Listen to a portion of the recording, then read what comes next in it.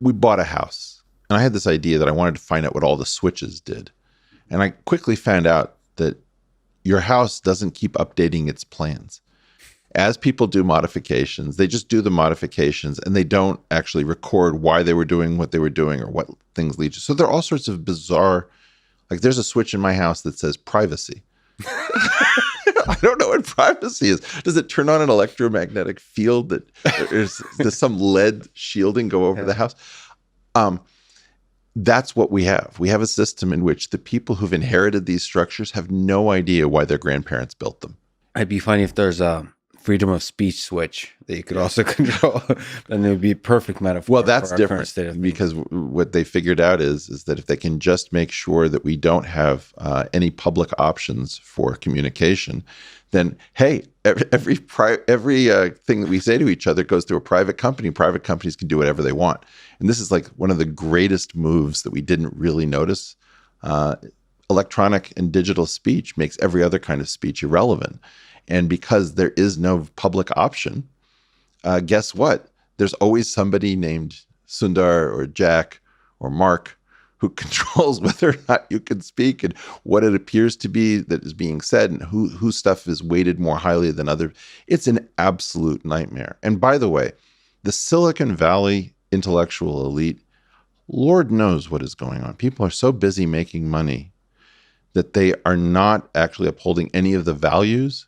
So Silicon Valley is sort of maximally against it. It has this kind of libertarian, free, progressive sheen to it when it goes to Burning Man. And then it quickly just imposes rules on all of the rest of us as to what we can say to each other if we're not part of the inner elite.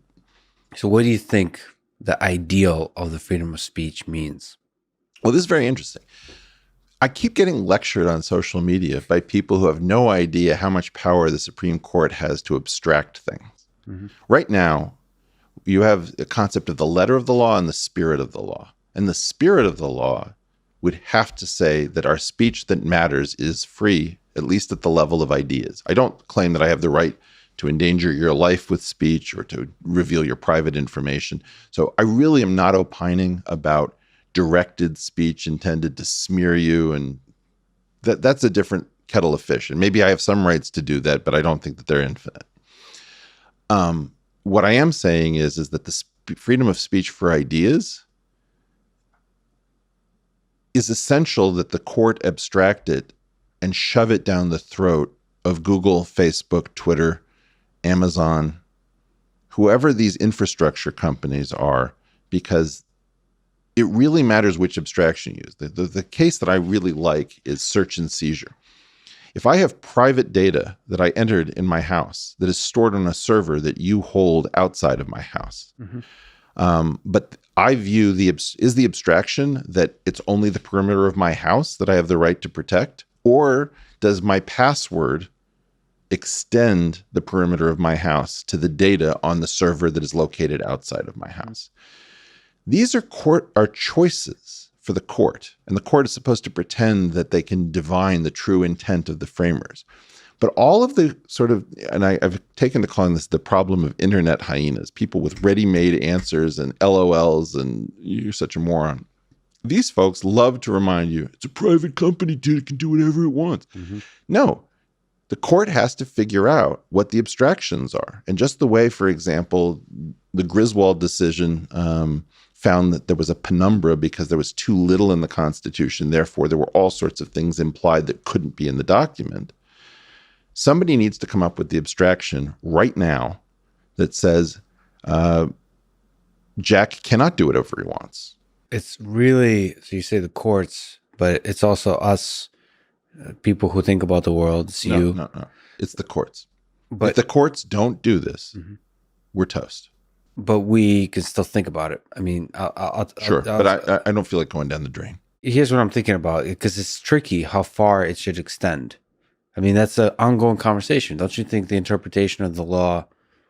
I think I'm trying to say something very simple, and it's just not going to be popular for a while. Tech dwarfs previous forms of communication. Print or shouting in a public park.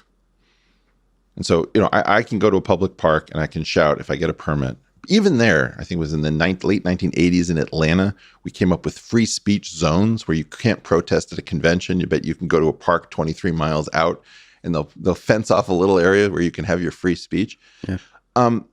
No, speech is dangerous. Ideas are dangerous. We are a country about danger and risk. And yes, I agree that targeted speech at individuals trying to reveal their private stuff and all that that is very different. So forget a lot of that stuff. But free speech for ideas is meant to be dangerous. And people will die as a result of free speech. The idea that one life is too much is preposterous. Like, why did if one life is preposterous, why did we send anyone to the beaches of Normandy? I just don't get this.